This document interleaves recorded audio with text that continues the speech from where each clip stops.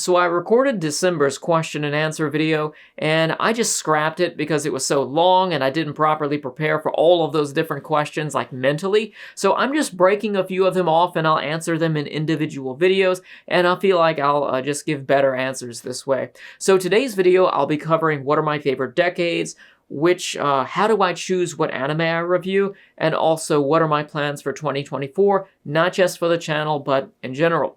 So regarding my favorite decade, I really don't have one, though maybe my least favorites would be 2010 to 2020 and 2020 until now. Not that I have a problem with it or anything. In fact, there's lots of anime I would like to watch from those decades and really play catch up, especially late 2010s and of course the 2020s, but it's just that I have been preoccupied with other things, and when it comes to watching new anime, I feel like my voice isn't really that needed there. Maybe, of course, maybe my opinion would be different than other people's opinion, but it just feels like it's just more noise about the same series, and meanwhile, there's all of these old shows that just have no advocate on YouTube, and I feel like there needs to be something about those old shows, but not just the feeling of duty, like I've got to do it so people know about these old anime, but a lot of it really stems from this vested curiosity about it. Like, if you ever, of course, play video games,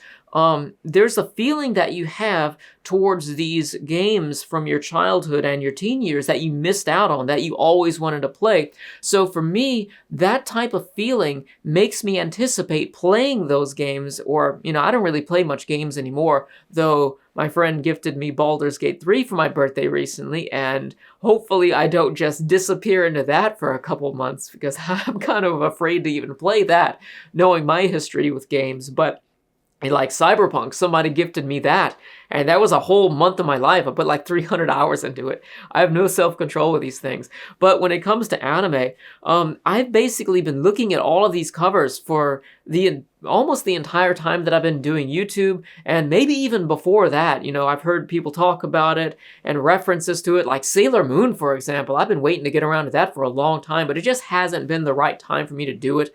Plus, nowadays, it would have to be a beginner's guide to Sailor Moon, because I would really like to see what would the best be, but it really just comes down to just however I feel at the moment whenever I get into these things, and I have no favorite decade, and I'm getting to the point now where I really don't even have favorite genres, though drama is something that I guess would be, I care the most about, because it's like, it, for the most part, heavily relies on the story of it, and anime just does so many great stories. But I'm just getting to the point where I'm so open about all these different things and enjoying it, because I have the freedom to just get up here and do these videos and watch as much anime as possible. And we facilitate each other to watch more anime and enjoy it more, basically. But really, in terms of choosing what anime I review, it's random. Like, I'm constantly bombarded with recommendations, and people think I ignore the recommendations, but I guess it also depends on what people say when they recommend it and who says what. And sometimes I will be just sitting there at the computer, I'm just doing whatever, and then bam! I just remember something that somebody said about an anime from like 5 years ago, like something they said 5 years ago, and I think, yeah, I want to watch that now. And then I watch it, and then, it's been 5 years. I probably don't even talk to that person anymore. So unfortunately, I can't share, like, you were so right about this anime. I can't share that, my excitement towards it, but that's just the way it is. And if it's not something like that, I'll just go through my plan to watch list. I try not to do a randomizer anymore unless I'm doing a grab bag. But even then, I would like to filter it to some degree by maybe a genre or something, depending on how I feel. But a lot of times I'll go through my plan to watch list and I will just look at a cover. A lot of the anime I review, I just look at the cover and think, this looks cool. And not everything I start watching that way gets a review for it, because a lot of times I get sidetracked, or I just lose interest in it. I move on to something else. But pretty much a lot of times it is. And with my Go Line review, for example, I own the DVDs. So I just walked past one day and I looked at it and I thought, that's got some dust on it, and I really owe it to myself to watch that, because I wanted to know what the difference was between that and Voltron. ever since I bought it a long time ago, and I just never gave myself the time to do it. So I said to myself, this is the last time I walk by that. So I just grabbed it off the shelf, put in the first DVD, and just let her rip. And next thing you know, I had finished within a couple days. And it's 50 episodes, which was surprising for me watching it, on the CRT. I was having a good time with that, the best way to watch the DVDs.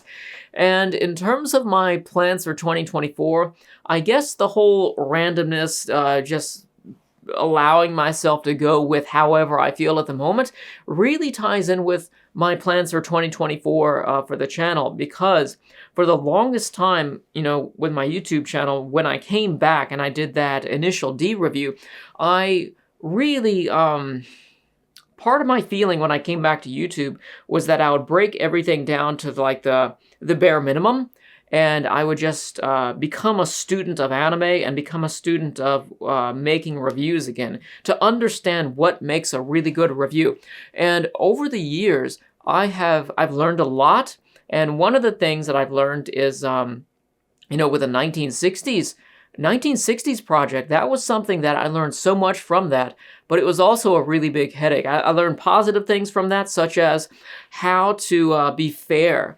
More than ever, how to be fair to an anime that you're not having a good time with. And I came up with this method of, if I don't know how to approach an anime, I'll watch several episodes in the middle of it, or I will just, and typically just that, I'll watch a couple episodes in the middle of it, and I will know how to approach it from that, and then I'll start over, and then I'll go from there.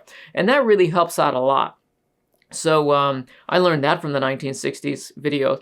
But I also learned that I really invested way too much time into the 1960s project. And it's not that I didn't like the videos that I made, because I feel like they were very informative videos that helped a lot of people hopefully understand about shows like Astro Boy, Cyborg 009, and so on.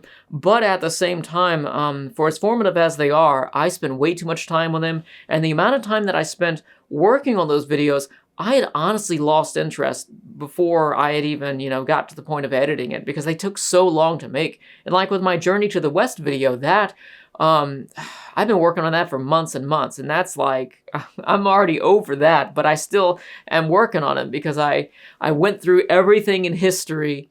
I didn't watch everything in history, but I just combed the internet, finding everything in history.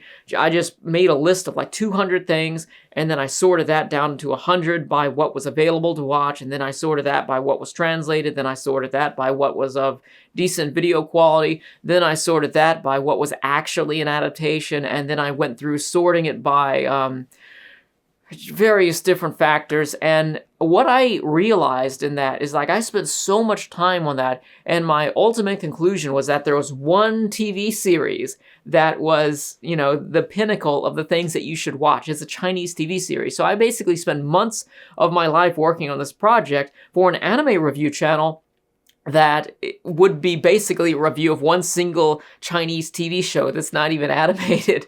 So, I mean, it's a good series though, but it really taught me a lot of things about just not being so much of a perfectionist in it, because really 2023 was a very disappointing year for me, because I felt like I spent the entire year finishing up the work that I started in 2022, but there's just something that needs to change, and I feel like I need to work on being more concise and organized with doing unscripted videos, because that's really, I guess, the fastest way to do it. So I'm working on that in 2024, just being better at unscripted videos and just being more concise with it, because I would spend like a week on a script, and I would spend so much time, and because of me trying to make the most efficient and concise video possible to value every second of viewer time, I really saw a lot of my videos as a service instead of something that is self-expression.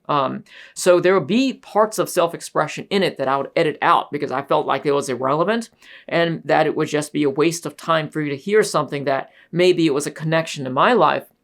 And actually, I was feeling that because I had reduced so much in the video making process, or in terms of my self-expression in the videos, just to create this service product for people to learn about anime, I was feeling that it's time that I've learned so much about the review process, and I've learned so much about being fair to anime, which was really kind of my goal in starting over, is that it's just time to evolve a little bit and just to be more fluid and creative with the videos.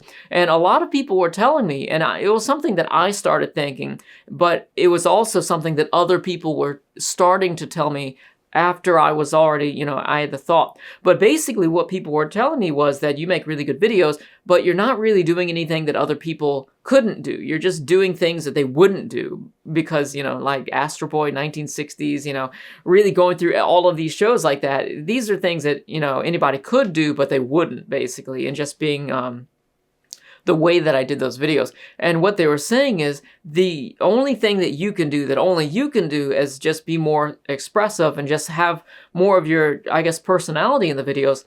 So that's something that I realized it's just time to just be more fluid and creative with the videos, and that's what I want to do in 2024. I also realized that I have a really bad track record of setting schedules for things. Like, I don't know how long things should take, so I always fall behind. So one thing I do want to say about 2024 on YouTube is that I want to upload 2 videos a week. I'm thinking Thursday and Saturday. Saturday would be a series review. That's what I want that to be. And then the Thursday video is just going to be something, just random that I felt like talking about, whether it's a discussion video, whether it's like a manga review, whether it's, an anime grab bag, or really anything. And I also just want the freedom to, every now and then, maybe I will talk about like a Japanese movie or something that I watch. So there is actually one project that I would like to work on this year, and I don't even know if I will, because it's so far on the back burner, because I know that nobody's going to care about it, but I kind of just want to do it for me in between other videos. And that is something similar to my ranked and reviewed video for 1960s anime, but for Japanese movies. Because during my Beginner's Guide to 1960s project, I was in this really weird headspace that I didn't like being in, and it's like I tricked myself into that mentality, and I didn't see a way out of it without letting everybody down and disappointing people that I didn't watch like everything of the decade like I said I was going to do. And I still do want to watch a lot of those 60s anime, but there's so many of them that just aren't even translated, and I just want to save them for when they have a translation, because I actually really was interested in them. But during that time, I'll try and watch some like 1980s anime, like an OVA, just for fun when I was just relaxing and eating, and I felt bad about it, like I was cheating myself because I didn't understand how the evolution of the animation got from what I was watching to where it was, because I still have that big gap in my 1970s experience of anime. It was just this really weird feeling. So during that time I was working on it, I was mostly watching like vintage Japanese movies from 1920 up to like 1969. A lot of the black and white stuff, a lot of that silent. So I would like to take some of the movies that I liked the most from those years, and I watched quite a lot of them. And I want to do a video like ranked and reviewed, not every single one from every single decade, but just the ones that I like the most, because there are some really interesting ones. Like, if you're just listening to this, look at these clips on the screen. This is a 1920s movie called A Page of Madness, and this really is one of the standout ones, not necessarily because of its story, but just because of its cinematography. And it's not like anything I've ever seen or would ever expect from the 1920s. And everything about it is like so like foreign to me that I'm just curious about, this sort of things. But I found actually a good amount of stories within these movies, and I also liked the scenery as well, especially in rural areas. It was interesting just seeing how people lived, which a lot of those movies were very like down-to-earth movies, so that was very interesting to me. So that's one thing I would like to do this year, though it's possible that I won't even do it because it's going to take some time in between videos, and like I know that nobody's probably going to care about it. So that's just the way I feel about that. But aside from that, I look forward to all the anime I'm going to watch this year. One of my big goals is really just watching as much anime as I can, enjoying it as much as I possibly can, because I feel like I really deprive myself of that with these massive projects. And it's not that I'm done with scripted videos, and it's not that I'm done with beginner's guides videos. I'm actually working on it right now for Trinity Blood, but it's just that I'm going to be more, try and be more sensible in choosing them, when to script them, and when to do beginner's guides of them. Like, I would really like to do a beginner's guide for Record of Lodoss War. I would like to do one for the Phoenix manga, you know, because there was a recent anime for that out, and there's like all different Phoenix Hinotori anime OVAs and movies and stuff. I kind of want to do one for Akuma-kun, because that came out recently, but I tried watching that, and I just, I'm not that interested in it. It's just like a mild curiosity for that. So regarding my other plans for 2024, I just want to do more embroidery. I've been working on that. And I don't really know what to do about my store, because I know people do a lot of copyright stuff on Etsy, and it's really just a risk, really. All the people you see with copyright stuff, all the anime stuff on Etsy is all the people who haven't gotten taken down for it. And I don't want to be one of the people who's left holding the bag, because embroidery is a pretty big investment, because it's kind of an expensive thing.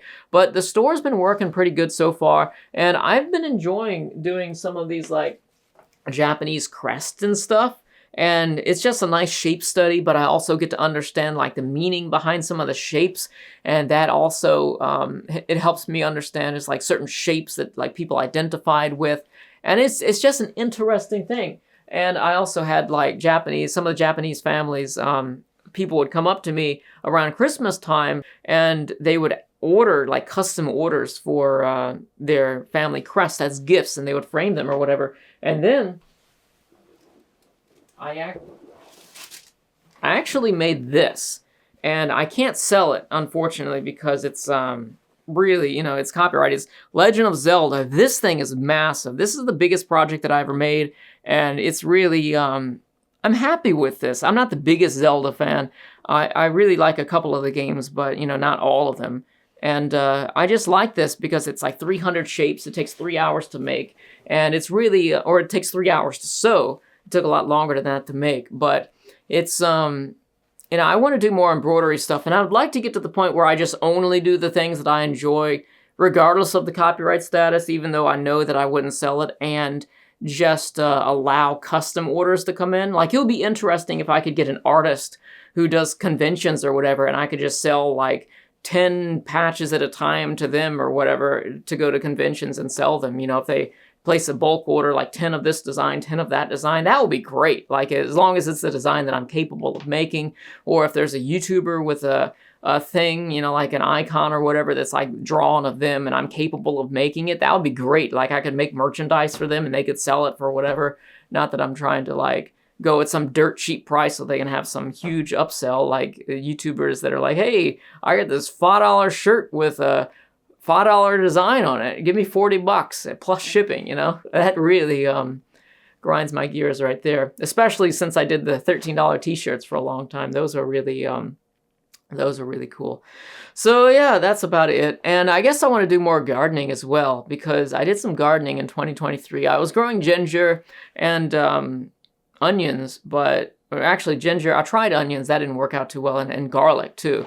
That worked out all right, but I kind of want to do some more of that, see if I can find some space to plant some stuff, and it's just kind of relaxing to get outside for a little bit and do that, and just have that thing that grows.